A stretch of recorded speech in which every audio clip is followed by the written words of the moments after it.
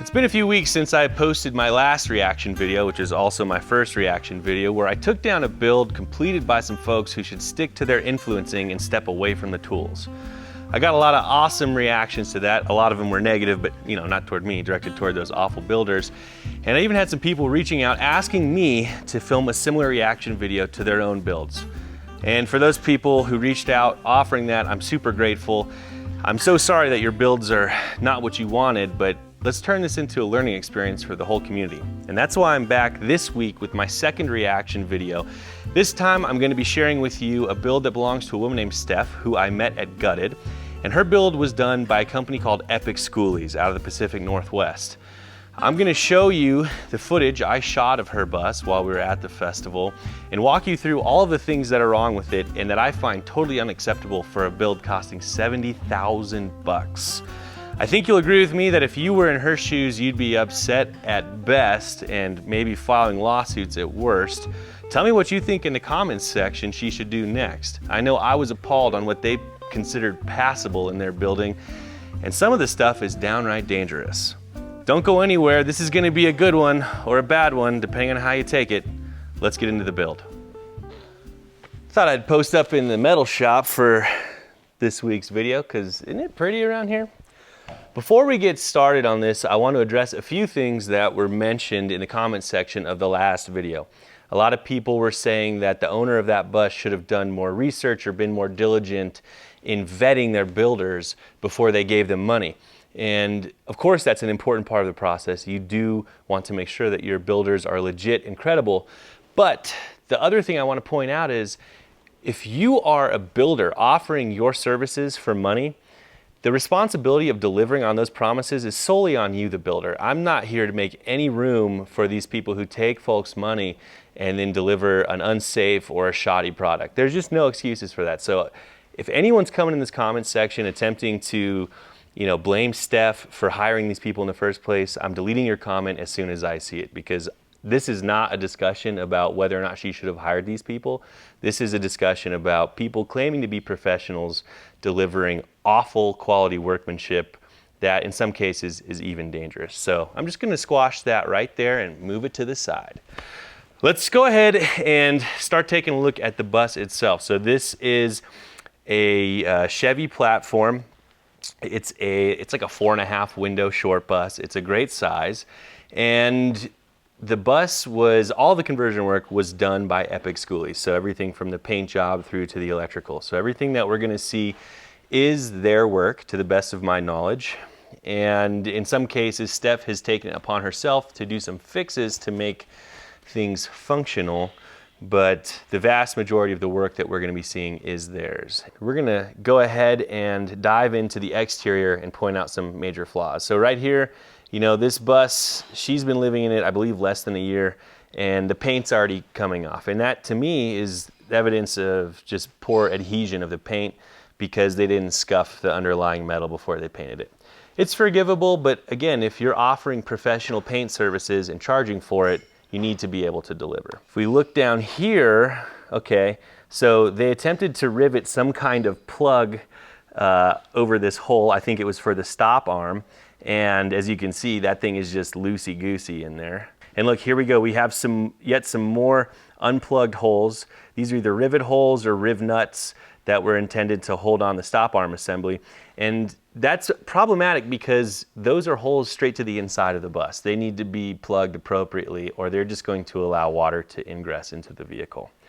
Okay, let's move down and take a look at the propane setup. So it looks pretty standard, but right here, if you take a look, we've got these rubber propane lines that are installed, and there's nothing wrong per se with using these style of lines, but they have them kinked up pretty bad, and if you'll notice, they're chafing on the side of the tank. So I give this, maybe 20,000 miles, and there's the potential that these rubber lines could be chafed so much that they actually get a hole in them, and then we have a propane leak, and that's a really dangerous situation. All right, let's keep on going. We'll take a look under the bus at how those propane lines are routed. And if you look here, they have them just wrapped and twisted around the gray water pipe. There is actually it looks like there's no chafe protection on them at all anywhere in here. That's really unfortunate because again, on these rubber propane lines, you definitely want to make sure that you have chafe protection all over them anywhere that they come in contact with metal or could come in contact with metal. Around here, we would just wrap the whole lines in what we call split loom to protect it as you go. You've got all kinds of plumbing and gray water there right by the wheels. Not necessarily a problem, but not ideal. It's not clear to me that there's enough slope on those lines. Okay, let's take it over and look at our water heater. So this is the exterior door to our water heater. Again, there's some more holes where rivets are missing that were not filled with new rivets or something else to prevent water from getting inside. The water heater install looks okay to me, but if you look here where they cut the rub rails, they just went after it with a cutoff wheel, and they didn't bother putting like a sacrificial piece of metal or anything like that behind it to protect the body of the bus when they were cutting those off. And that's just laziness, you know? So someone gives you all this money and you're not gonna bother to try and protect the metal that's already there. That is amateur for sure. Certainly not something I would wanna pay money for. Let's come around to the driver's side. This is the outdoor shower on the bus. If you look there, those fittings have a nice leak happening on them. That's just inexcusable. It's not hard to plumb stuff up. And then they've got their PEX lines just running underneath the bus, actually zip tied to the propane lines, which is a nice touch, and no chafe protection on any of it, despite the fact it's riding directly on top of steel. So if this bus is driven on bumpy roads, and it will, you know, it's just a matter of time before that gets worn through. Just amateur stuff. It takes no time and hardly any money to put chafe protection on everything.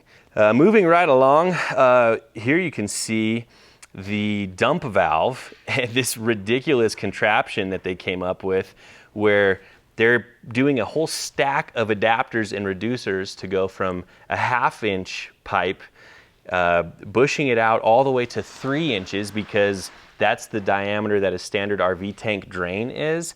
But for some reason, they opted to just use the stock existing 1/2 inch port on the bottom of what is supposed to be a freshwater tank for the drain.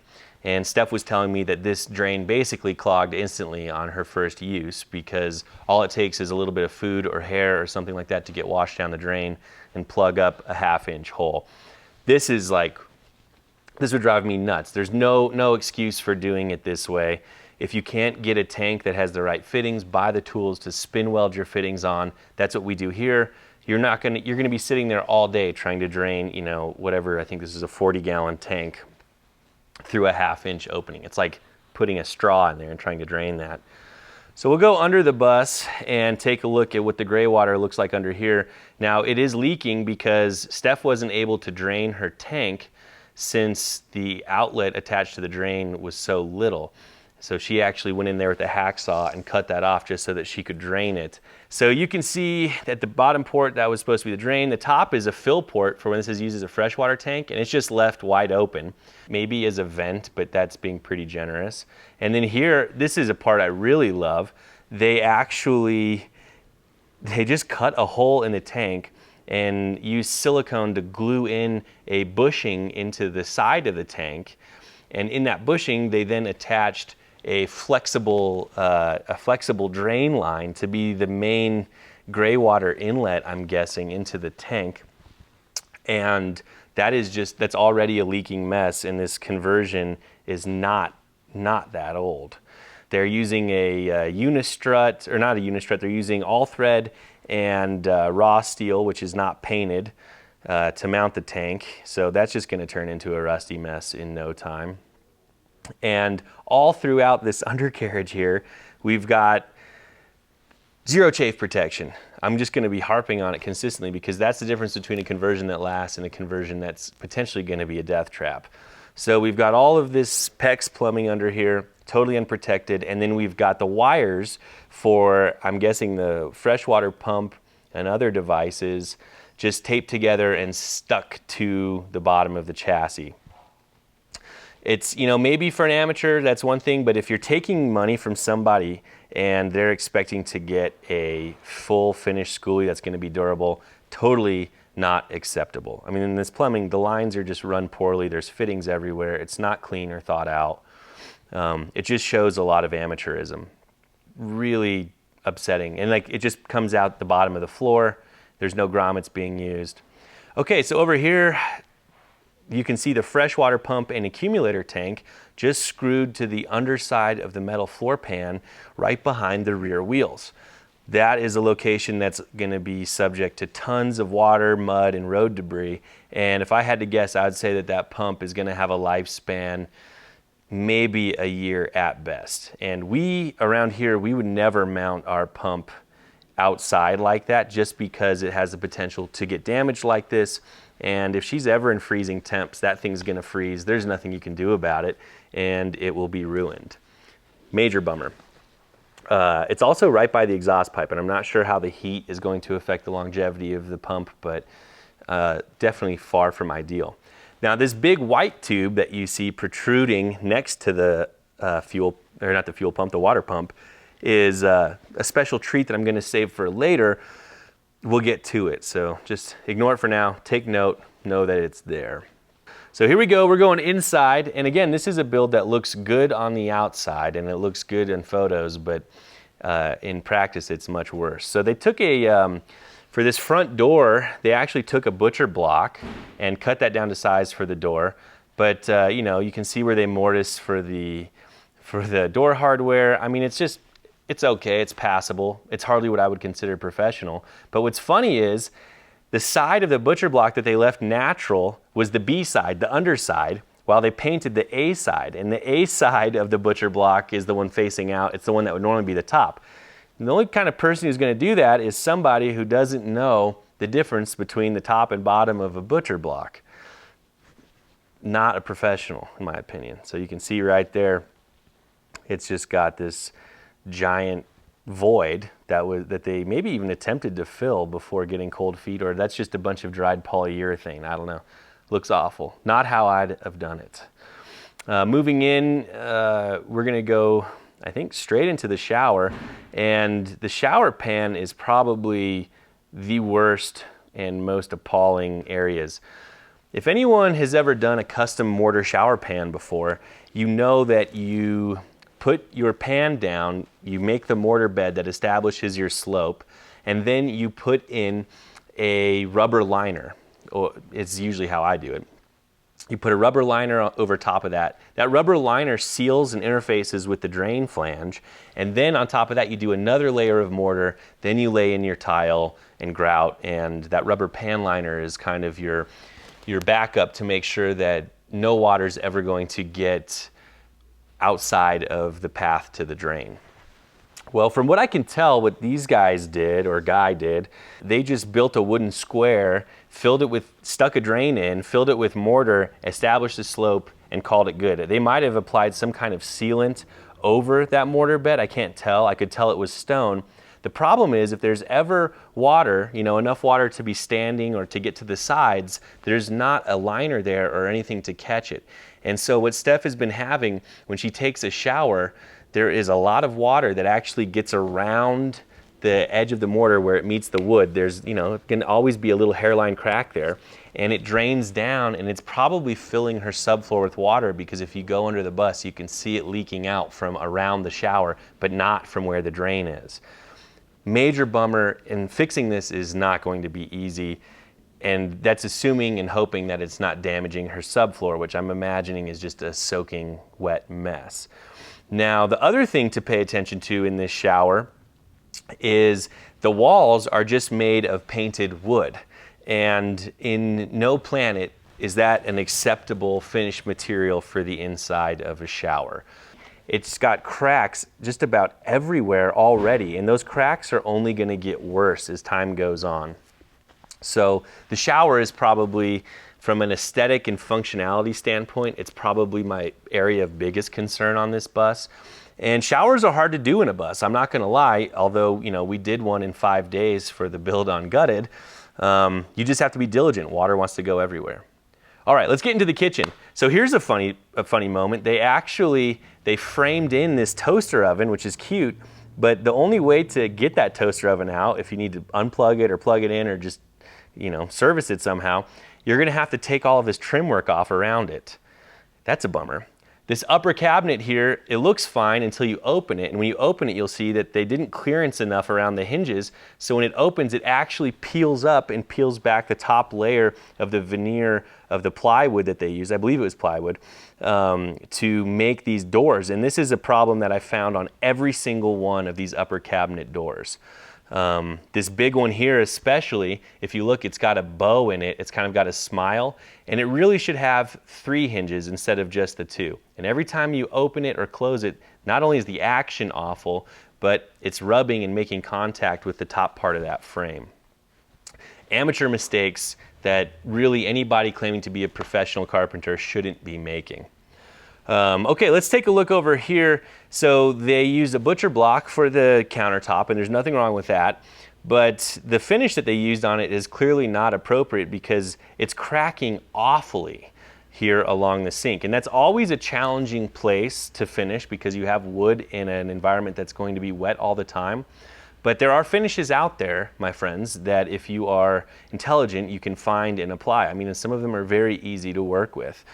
So looking around, again, it looks good from a distance, but you get in close and you see that the paint's all cracking because their work is shifting around because it wasn't done in a very strong way. Again, up here, we've got more of the top edge of those cabinets chipping off just by simply opening them. Okay, let's take a look at these drawer boxes. So here is a standard conventional drawer, and you'll see that it is a box, the drawer box itself, and that box is made and it's self-contained, and then the front of the box is attached to it after the fact. So when you pull on the handle, you're pulling on the front of the box, which is secured to the front edge of the drawer box itself. That's how you make a nice solid cabinet. This is a door that has been replaced already, and now we'll look below it and see this is what was sent to her. And this, if you look, it doesn't have that box, that panel behind the front panel. The front of the drawer is also the box edge. And that is attached with these long screws that go into the edge grain of the plywood. And that's just never a good or acceptable way to attach the front of a drawer or make a drawer box, especially in a school bus where everything is going to get rocked and rolled, and it's essentially, living inside of an earthquake. So over here, we've got, if you remember that white tube that was sticking out of the floor earlier, they actually permanently installed one of these awful, and I say awful because they're so inefficient, these standalone room air conditioners that use ducts to exhaust the heat from inside the living space. There's YouTube videos out there, one by Technology Connections, where he really explains why these are such awful appliances, but they're incredibly inefficient. And what they went ahead and did is they built that permanently into her rig.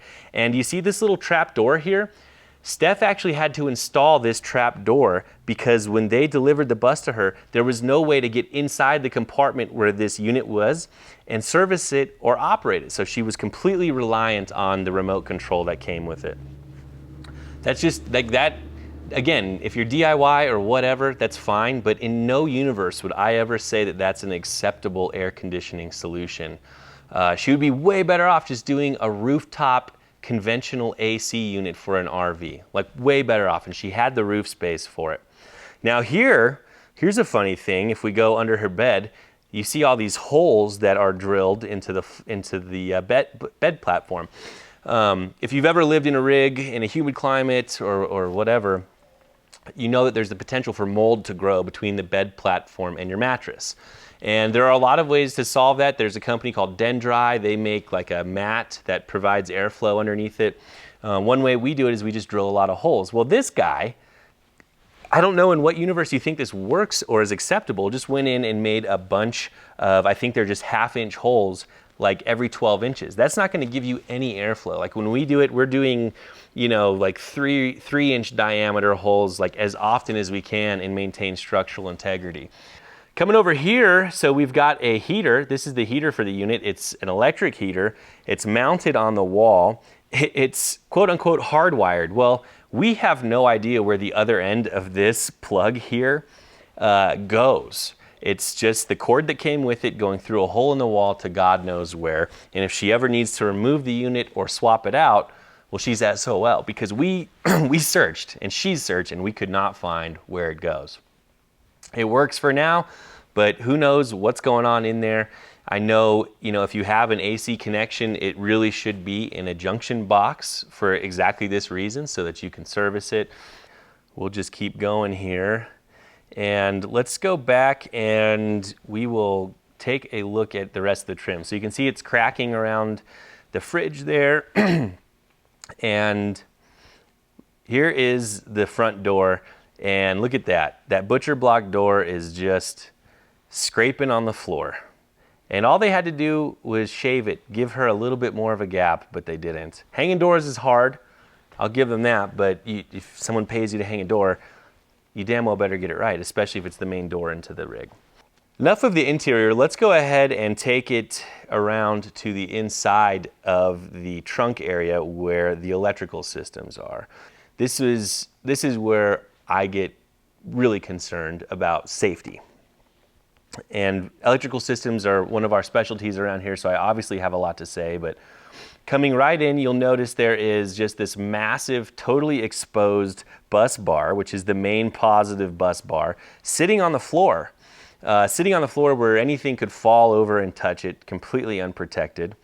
And as if that weren't bad enough, and it's funny, there's like a cover on one of the fuses. Like, why bother to install that one cover?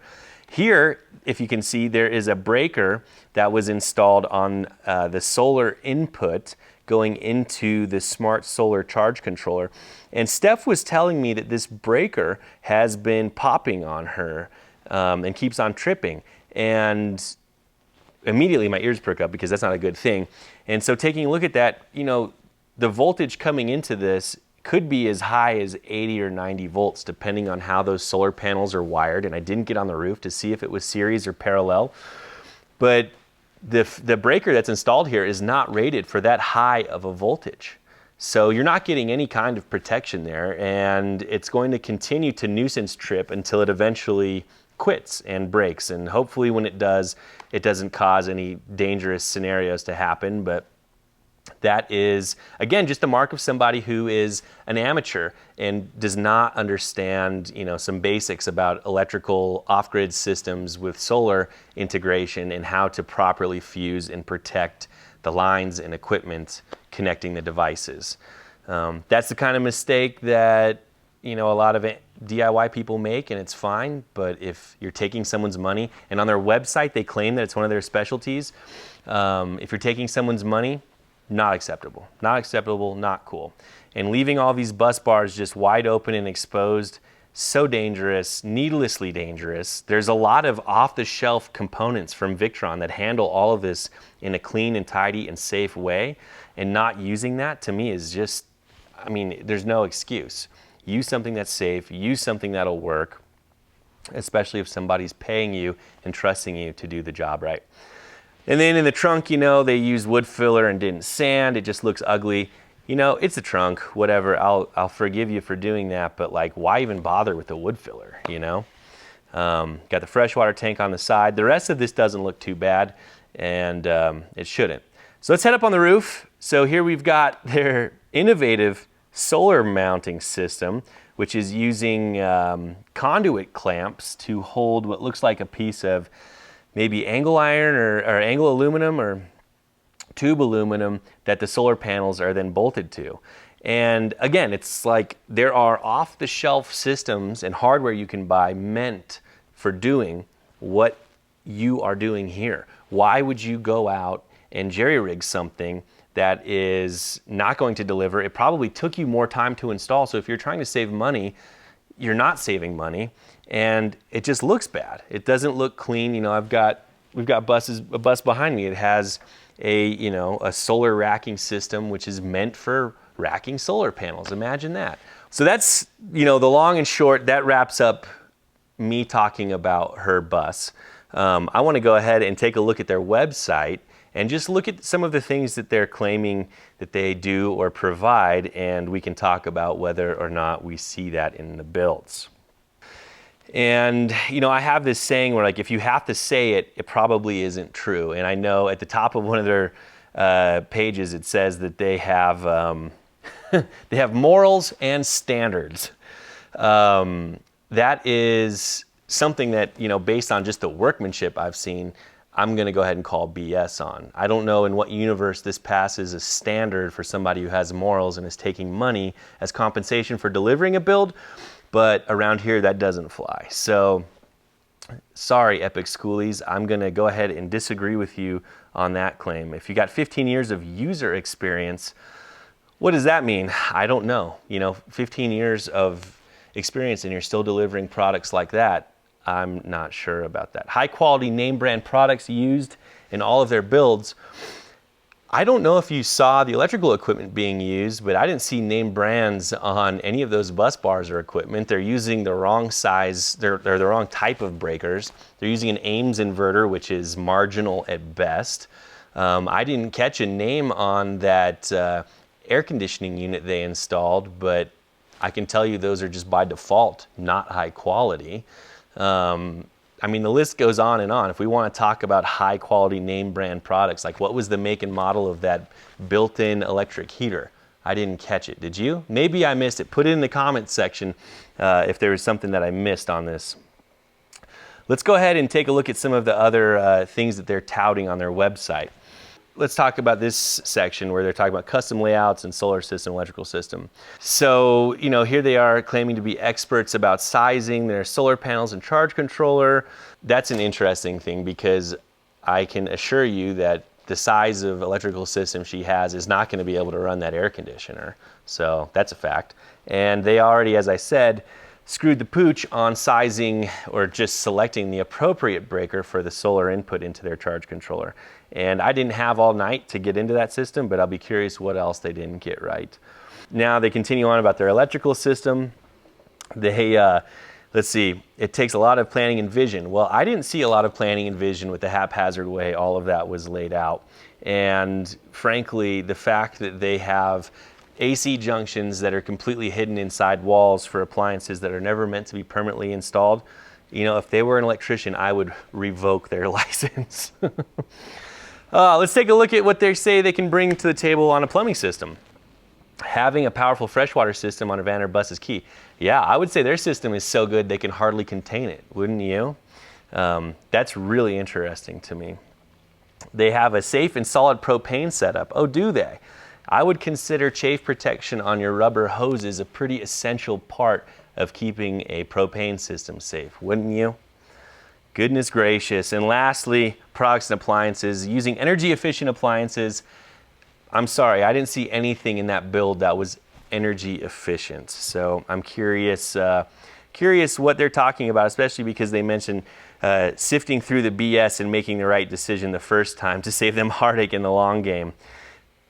I hate to say it, but they're doing the opposite of that. They are filling their clients' lives with BS that they're going to be dealing with for probably years to come, solving all of the problems incurred by their lack of experience or just a general level of apathy to get it right the first time. Wow. I'm sorry, Epic Skoolies. You guys are really dropping the ball, and I hate to see it. And it really breaks my heart because this is a rig that Steph really cares about. She wanted to get it right. She thought she was doing the right thing by hiring pros. And if you look at their website, they sure do have a lot of pretty pictures. But as you can see, they failed to deliver on that. And, you know, it really just breaks my heart. I don't know how you're feeling about that, but there's no excuse for this kind of behavior. You know, my heart goes out to Steph and all the others like her who realized that this was more than they could bite off and chew and decided to hire a professional to do the build for them, only to be deeply disappointed and maybe even ripped off after the end of a long process in which they don't get what they thought they were spending their hard-earned money to receive. It makes me sick, but the truth is, out in the Skoolie building world, it is the Wild West. There are no codes, there are no inspectors, and there are no licenses. All you can do is vet your builder the best you can, ask for references, do more than just look at pictures, try to get your hands on some of their finished products firsthand so that you can see for yourself if they just look good at 10 feet or if they actually feel good when you're in the living space. I know in my years doing the bus conversions, it's been a painful learning process, understanding all the ways that we can make our clients feel taken care of and make sure that what we deliver for them is not only going to look good, feel good, but last and be serviceable for many years to come. That might mean taking classes. It definitely means carrying a good insurance policy. It also means making sure that you maintain your relationships with your clients, which isn't always easy when money and passion is involved. I'm proud to say in all our years doing this, I've got nothing to say but kind things about our clients, and I hope they feel the same way about us. It's sad that we're getting out of the game, but I tell you what, it's a lot of work if you want to stick around and play it. My name's Chuck Cassidy. If you like this video, make sure you hit like and subscribe. If you know of somebody else that's had a similar thing happen to them, let me know. I'd love to feature them, give them some firepower in case they need to take matters into their own hands to get what they deserve from the people who took it from them. Thanks for tuning in. We'll see you next time.